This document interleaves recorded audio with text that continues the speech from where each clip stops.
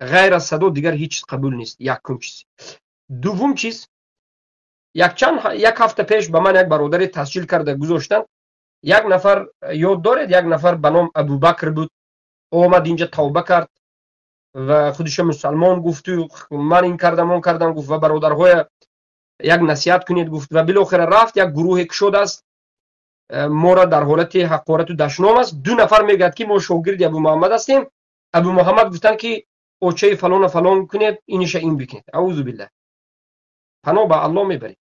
ما بیزار هستیم از این خیل شاگردها. یکم، من یگم مرتبه شاگرد و غیر شاگرد صحبت نکردم. من صفتی دیگر برادرهای شاگردگویی ندارم. من همه شما را برادرهای موحد برادر میگم، مشرک کافر میگم. به همین صحبت ما تمامه.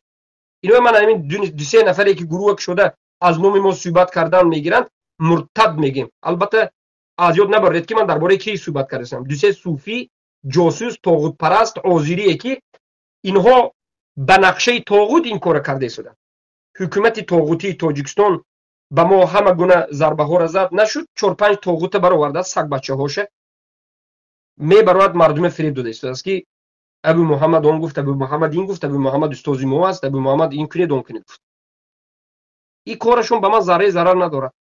الحمدلله برادر و خواهرهای موحد و موحده همه فهمیده شدن، از این چیزا ما آگاه هستند.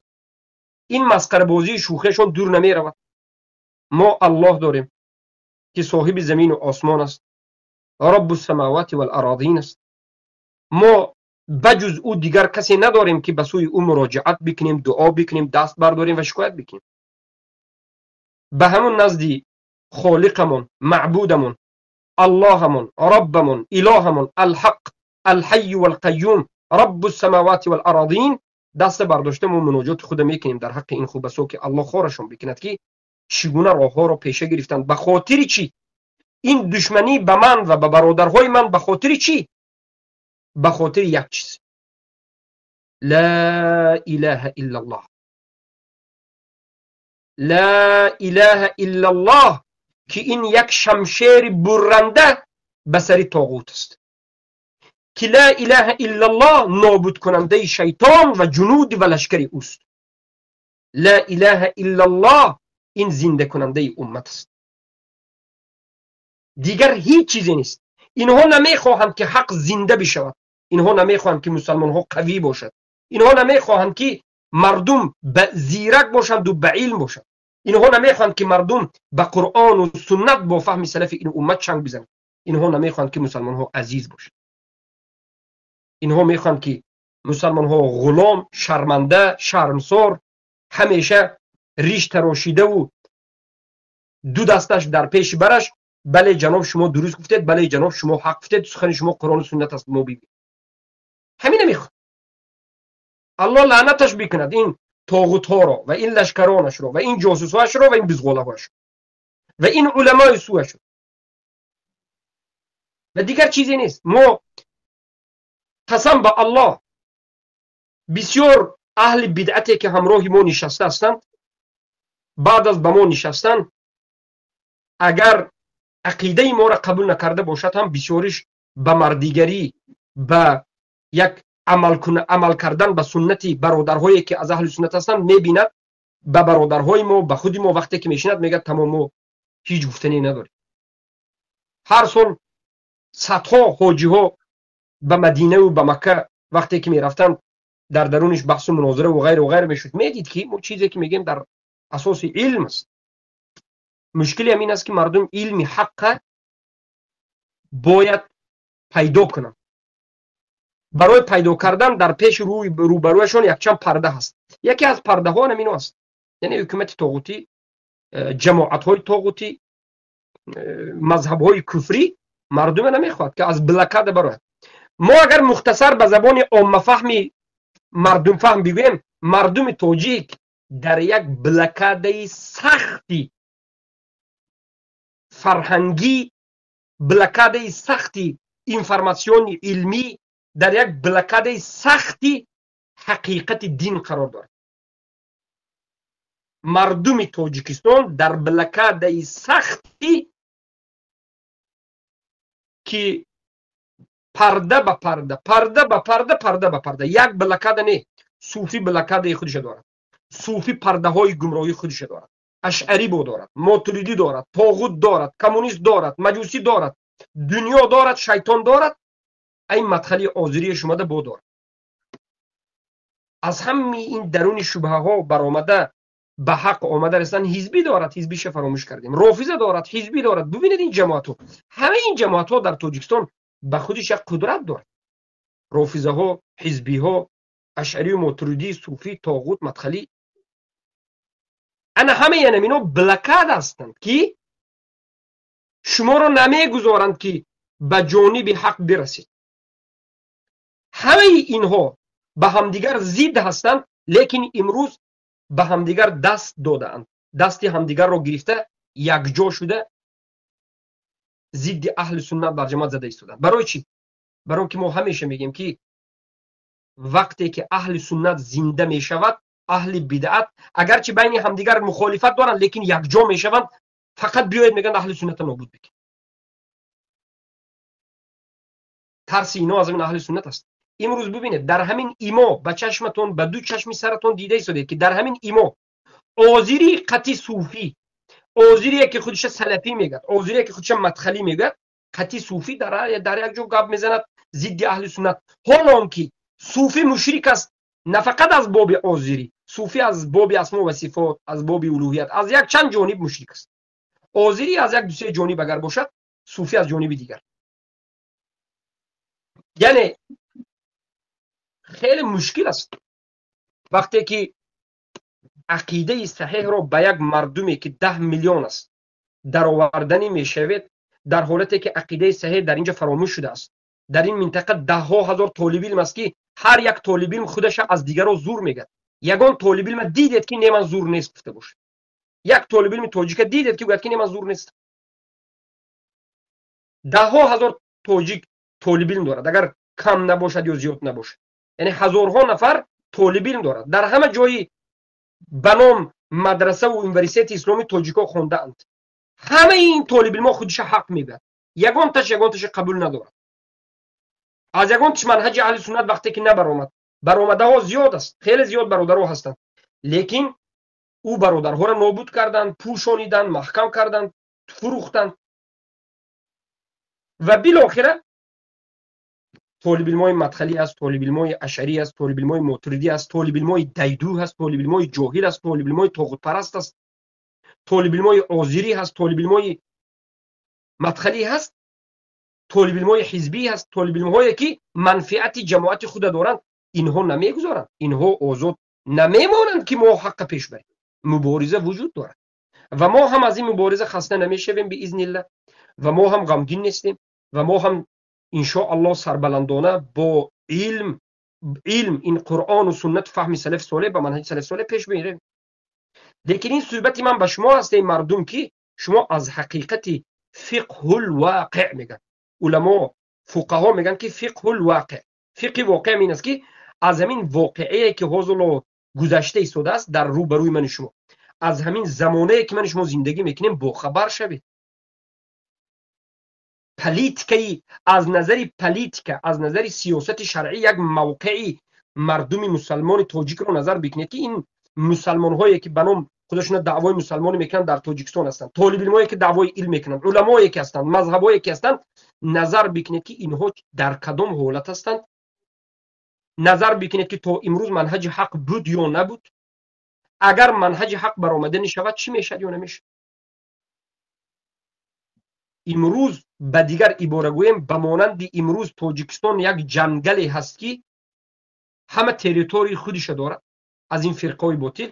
ما اهل توحید بدون تریتوری ناو در اومده زده تریتوری پیدا کرده شدیم. تریتوری فکری، تریتوری یعنی سرزمینی فکری، سرزمینی عقیدوی به ما اجازه نداده ایستادن که ما همین عقیده ما داشته باشیم، همین عقیده ما نمیمونن که داشته باشیم.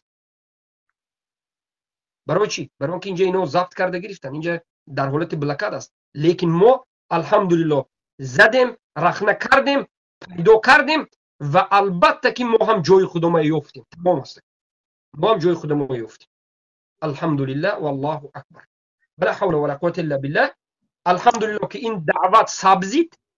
این دعوتی یک روزه نه، دعوتی دو روزه نه. این دعوتی خیلی بنقشه، خیلی دعوتی بزرگ، خیلی دعوتی به مصلحت. این دعوت به نشانداد علما، به نشانداد مشایخ، به نشانداد مصلحت علما به وجود آمده است. شما فکر نکنید که ابو محمد مدنی یکم تو دیکتافون گرفت و بسم الله و الحمدلله گفت شروع کرد. در نزد علما تعلیم گرفت، از علما مصلحت خواست، از علما خواست که چگونه دعوت را شروع بکند، از کجا شروع بکند و به کجا ببرد و چگونه صبر داشته باشد و تا امروز به علما در علاقه، در تماس است و درس میگیرد و همیشه در اساس حجت پیش میرد. و برای همین این دعوت قدم اولش به بسم الله شروع شده بود و در نزد خانه کعبه به دعا و به درود و به توکل به الله و به مصلحت علمای ربانی بزرگ شروع شده بود. الحمدلله که ثمره اش امروز هست که روز به روز وسیع شده است. روز به روز طالب علمای اهل سنت و جماعت اینجا زیاد شده و ما هستیم نیستیم دیگه. طالب علما بعد از این دیگر و دیگرها، بعد از این باذن الله فرزندها می آید. امروز قسم به الله، الله سبحانه و تعالی یک نعمت بزرگش رو به ما داد، به مردم تاجیک. بزرگترین نعمتش چنگ زدن زنهای تاجیک به توحید است. قسم به الله چقدر انسان وقتی که از یک جانب میبیند لذت میبرد که الحمدلله که اگر مردها، بسیاری مردها اگر نامردی کرده باشند، زنها لیکن چخیل نباشد هم زنها حق رو چنگ زدن. به خاطر چی؟ به خاطر اینکه مردها رو پلیتیکه های خبیثی، بازی های خبیثی بسیاریش رو گمراه کرده است. اما زنها که در درون خانه بسیارتر می ایستند، بازی ها و پلیتیکه های بیرون و اون حزب و این آن که اینقدر همکاری ندارند، عادتا زنها فطرتشون تازه تر از مردها است. زنها مکار و فریبگر مثل مردها بسیاری مردها نیستند. زنها مثل بسیاری مردها زیناکر و خباثت نیستند. از همین جهت فطرت زنها به حق نزدیکتر است. الله اکبر، روز به روز زنها حق را قبول کرده شدند. ملتی که زنش حق را قبول کرد، بعد از 10 سال است یا 20 سال در بالای این ملت تحولات عقیدوی توحیدی به وجود میاد.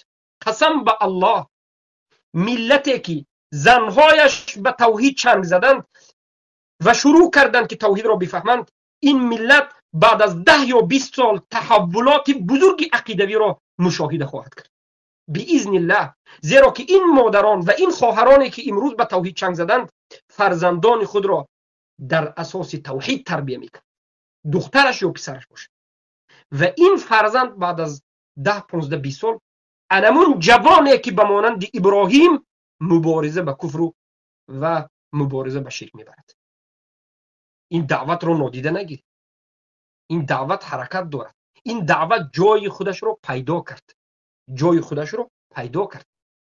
این دعوت دیگر باذن الله سبحانه و تعالی نابود نمیشه. این دعوت به خودش مردها دارد و این دعوت به خودش چقدر شجاع و شیران دارد که به خاطر لا اله الا الله جانشون بر کفشان است. خیلی که شما ای بزدلان، طاغوت پرست ها و اهل بدعت حیات را دوست می دارید و به خاطر حیات دو روزه این دنیا آخرت را فروختید، الله و رسول را خیانت کردید. این مردها همچنین به خاطر لا اله الا الله وفات کردن را دوست دارند. فرق از زمین تا آسمان است. زیرا که این مردم، این اهل توحید، این اهل کلمه توحید، اینها یقین در دینشون دارند. اینها کسانی هستند که نفسهای خود را فروختند بر عوض جنت و رضاگی الله سبحانه و تعالی. انا این است و از الله شب و روز ما باید دعا بکنیم. برادران و خواهران عزیزم، شب و روز دعا بکنیم که این دعوت ما دعوتی بردوام باشه، درس های ما درس های بردوام باشه، این کتاب‌های نوشته و ترجمه کرده بنده و دیگر برادران اهل سنت و خواهران اهل سنت، اهل توحید، منتشر شده در تاجیکستان، نه فقط در تاجیکستان، در ملت فارس و غیر تمام ملت‌ها باشد. هرگز خود را ناچیز نگیرید، هرگز راه دعوت را ناچیز نگیرید، هرگز آموختن توحید را ناچیز نگیرید. قسم به الله لا تعرفن من المعروف شیئا، از چیز معروف کمترین چیز را هم کم نشمارید. شما بزرگان هستید، اهل توحید. شما کسانی هستید که بعد از 70 سال مستملکه، بعد از 70 سال الحاد و کمونیستی را منتشر کردن دوباره زنده شدید. چشمه هستید که از زمین کفیدید و برآمدید، با وجود اینکه هیچ کس دیدار شما را ندارد، با وجود اینکه هیچ کس نمی خواهد که عقیده شما منتشر شود. یریدون لیطفئوا نور الله بافواههم والله متم نوره ولو کره الکافرون. این کفار، این اهل بدعت و این طاغوت پرستا می خواهند که با همین دهانهای یک پارچه زبانی لخشه‌ای کوچکی میده خود میخواهند که نور الله را نابود بکند و الله این نورش و این حق را و این توحید را کامل میکند، پره میکند، اگرچه همه کفار نخواهند. امروز نباشد، دیگر روز، لیکن روزی هست که عیناً انا همین حق زنده میشه. الله اکبر. پس من چرا نام خواهرها را گرفتم؟ البته در سیره هم در آینده حالا میگذاریم و من مخصوص برنامه دارم. شاید روزهای یگان روز وقتم شد درباره زنهایی که کفر به طاغوت را انجام دادند از زمانی ببینید اصحاب کهف، یا که پیش از اینها از زمان فرعون، زن فرعون چگونه کفر به طاغوت داشت، زنهای اصحاب کهف چگونه در راه کفر به طاغوت صبر کردند، مریم علیه السلام به سبب کفر به طاغوت و ایمان به الله به چه منزله رسید که از جنت برایش طعام می آوردند، و اون اصحاب اخدود مادری که در بغلش کودکی شیرخواره داشت. او پادشاه کافر به خاطر مسلمان شدن مادرش گفت که از اسلامت بازگرد، از یکتا پرستی بازگرد، وگرنه من فرزند تو را به درون آتش می اندازم. مادر در حالت تردد شد، مادر ترسید جگربندش فرزند زیبایش را به خاطر اسلام مادرش به درون آتش می اندازد. مادر در حالت تردد غلطید، در حالتی بود که شک چیکار کنه، یقین، یعنی به فرزندش قلبش می سوخت که فرزند به سخن درآمد، کودک نوزاد به سخن درآمد و به مادرش گفت مادرم ثابت باش که این آتش جنت است. اصحاب اخدود که در سوره قرآن به شما ذکر شد، همشون به خاطر تطبیق کفر به طاغوت، یک کودک به خاطر مادرش را در همین راه ایمان نگه داشتن صحبت کرد. این کودک به اختیار خود صحبت نکرد، الله کودک را صحبت کنانید در 2-3 روزگیش به خاطر ثابت بودن یک زن موحده. الله اکبر. چیزی نشدنی را الله شوانید به خاطر یک زنی که موحده است. بعد از این نظر بکن به خدیجه رضی الله عنها که جبرائیل آمدند بر نزد رسول الله و گفتند اقرأ منی و من الله علیه السلام، از من و از الله و از من به خدیجه سلام بگو ای محمد صلی الله علیه وسلم. زنی که به جان خود، به مال خود، به آبروی خود، به همه وجود خود به رسول الله صلی الله علیه و سلم و به این دین خدمت کرد.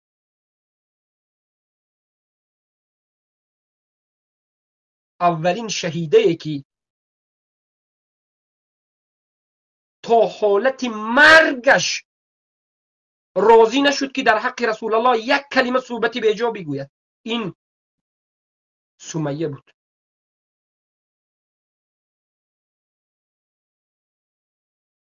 که ابو جهل او را اذیت میداد که رسول الله را دشنام بکند. راضی شد که بمیرد، اما در حق رسول الله چیزی نگفت. انا این است زن، این زن بود.